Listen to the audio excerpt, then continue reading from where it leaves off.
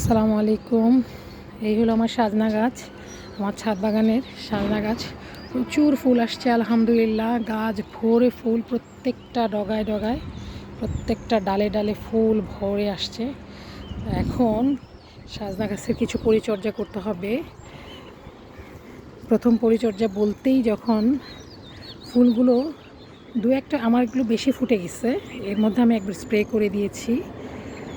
তো আপনারা যখন এরকম অবস্থায় থাকবে, মানে এই কলি অবস্থায় বেশি থাকবে, দু একটা ফুল ফুটেছে, এই অবস্থায় একটা ফাঙ্গিসাইড আর বোরন স্প্রে করে দিবেন।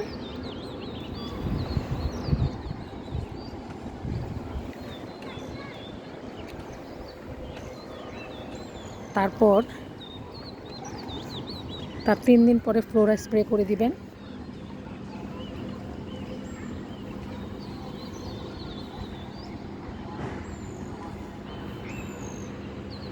এর 10 দিন পরে পটাশ, জিঙ্ক এবং ম্যাগনেসিয়াম সালফেট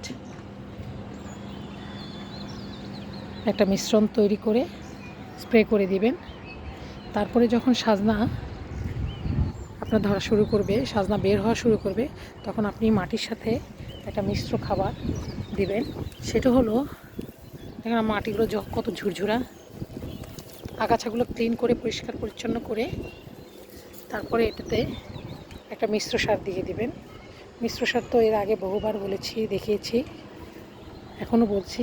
গোবর সার কিংবা ভার্মি কম্পোস্ট, তার সাথে ডিমের খোসা, কলার খোসা গুঁড়া, চা পাতা শুকিয়ে, হাড়ের গুঁড়া, সম্ভব হলে হাড়ের গুঁড়া, শিংকুচি, নিম খোল আর সরিষার খোল গুঁড়া দিয়ে একটা মিশ্র সার করে গাছের গোড়ায় দিয়ে দিবেন। বড় ড্রাম হলে আধা কেজি পরিমাণ, আর ছোট ড্রাম হলে 3-4 মুঠ দিয়ে দিবেন। তাহলে দেখবেন আপনি কাঙ্ক্ষিত ফল পাবেন।